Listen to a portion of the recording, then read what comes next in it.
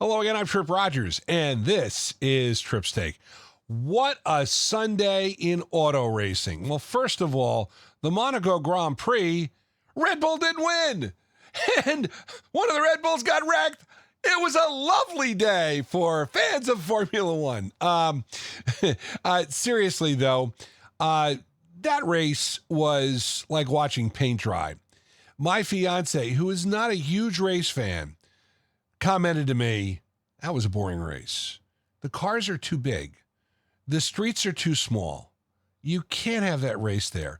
You've either got to go with smaller cars or you've got to do something about it, because I'm telling you, it was just not, it wasn't even interesting to watch.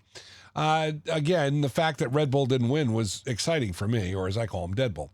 But the other interesting thing about it, and if you're not a Formula One fan, I suggest definitely if you have Netflix, you got to watch Drive to Survive. But it is very interesting. One of the teams, Team Alpine, driver Esteban Ocon, took out his fellow driver and wrecked his car. And they may sit him the next race. That's how upset they are with him. Now, supposedly there are rumblings that he wants out of Alpine, so it'll be interesting to see what does happen.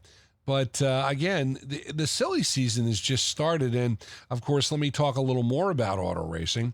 The Indy 500, what a great race. 4-hour rain delay, but it was a wonderful race. And it was so exciting to watch it in the end. Now, of course, I was tuned in mostly because of Kyle Larson. I wanted to see if Kyle Larson could pull off the double. The rain delay kind of put the kibosh on that.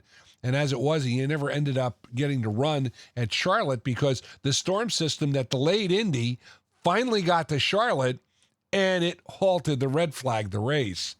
So that's kind of ironic in the whole thing. But it was a very interesting race to watch, the Indy 500, I should say. The Coke 600, it's okay, nothing special.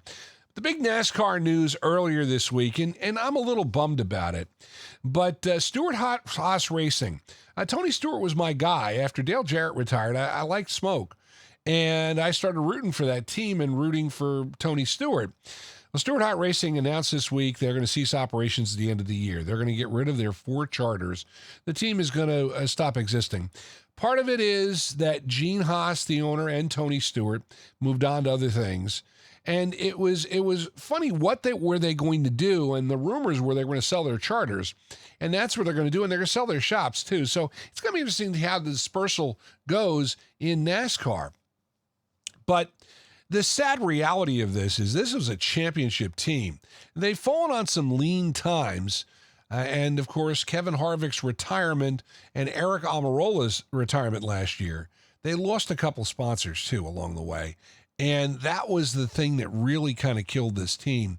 Stewart-Haas Racing won a couple of championships, one with Tony Stewart and one with Kevin Harvick. But after 2024, they will no longer exist. Be interesting to see what happens with the drivers and what happens with the crews. And, of course, who gets those coveted charters in NASCAR. Speaking of sports news this week, I mean, there was a lot of it. And the announcement that MLB now recognizes the Negro League statistics.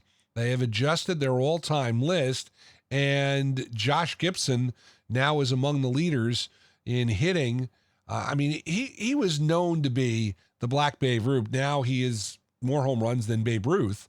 I think it's interesting. But as my buddy said, if you're going to do that, why are you going to recognize the Japanese Baseball League? And are you going to recognize other leagues? Again, I understand why they're doing it. Again, baseball really kept Negroes out of their leagues for a while. And so this is kind of a way to, I guess, repay them in some way. Josh Gibson already elected the Hall of Fame. The sad reality, though, is Josh Gibson was one of those great players, but because he couldn't play in the major leagues, people didn't really know how good he was, and that kind of ate at him. And Josh Gibson ended up dying an early death from alcoholism because he drank so much, because this whole thing upset him to great lengths. I mean, that's the sad part of it. So baseball is trying to rectify a wrong to a certain extent. The numbers also that changed for Willie Mays and Hank Aaron because they now recognize they're playing in the Negro Leagues. They played for a couple of years before they signed on to the major leagues. The Negro Leagues, of course, stopped existing when baseball, of course, broke the color barrier. Lasted a few seasons later than that. It's kind of an interesting thing, and there have been a couple of articles about it. I've read a couple, and I think it's, again, I don't know, not a big deal. As somebody said to me, and I think it's a great line, you're talking about a sport that their all-time hits leader and their all-time home run hitter, home runs leader, are not in the Hall of Fame. What sport does that? And I can't argue that point. That's maybe why baseball has taken such a hit lately. What are you going to do, though? Speaking of baseball, this week I was talking to Phil Yale, and of course I appear on Phil's Tracks every so often. Got a new Phil's Tracks coming out about Saturday Night Fever. And I've mentioned that I think you can see the record over my shoulder. I have 4 of those for all my Phil's Tracks appearances. And I got plenty of room on the wall for more, as Phil said. So there you go. But I was talking to Phil, and I mentioned the fact that a couple of years ago, I appeared on America's Next Top Podcaster, a competition. And I did a show about 10 Cent Beer Night in Cleveland. Now, coming up is the anniversary of 10 Cent Beer Night, and it has been available on the America's Next Top Podcaster podcast that's been listed there. But I downloaded it. I'm going to put it on Tripp's Take, upload it as a Tripp's Take, just and an explanation for it.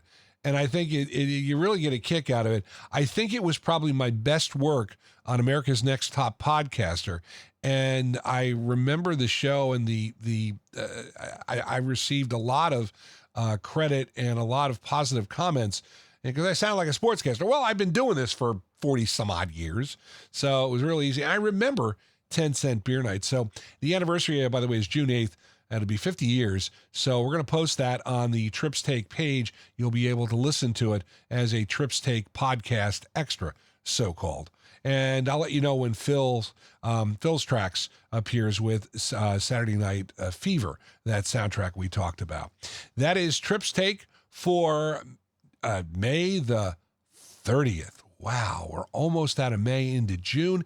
And believe it or not, when the calendar hits June, we'll celebrate. We'll go into our 4th year of Tripp's Take. I find that really hard to believe.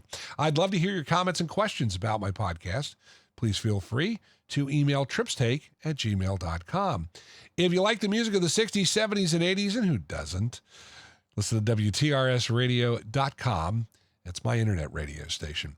Join us again next week for another edition of Tripp's Take. For now, I'm Tripp Rogers. Thanks for joining me. Make it a great one.